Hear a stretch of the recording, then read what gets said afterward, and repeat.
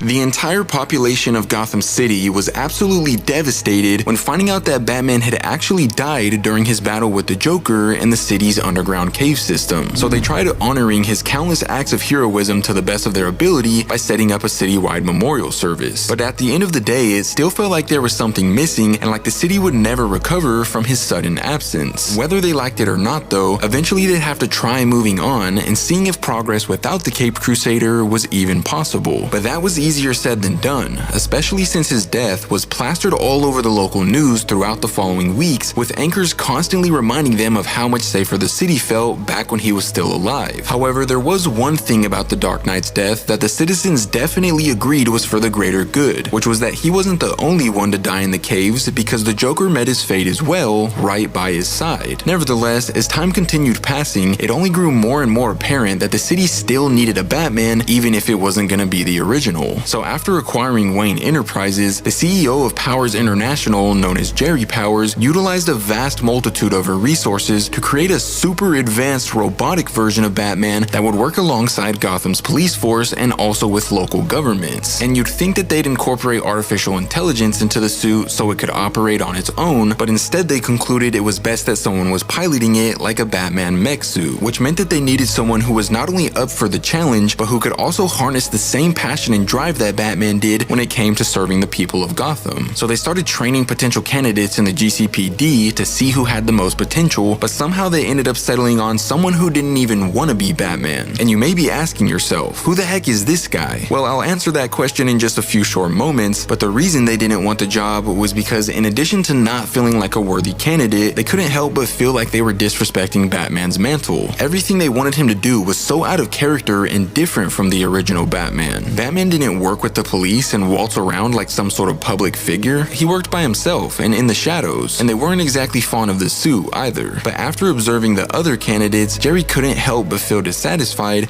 and like none of them were the right pick to fill Batman's shoes. This guy, on the other hand, was different because he knew the city like the back of his hand. And even though some of the other candidates were faster, smarter, and just overall more qualified, there was something about this guy that made her feel like she could go to sleep at night knowing that the city was safe. And that's because he was none other than Gotham City's very own police commissioner, Jim Gordon. And yeah, he looks a lot different than what we're used to him looking like, but buzzing all your facial hair and constantly working out will do that to you. But sadly, that's where this issue comes to an end, but if you guys want to see what happens next, let me know in the comments down below.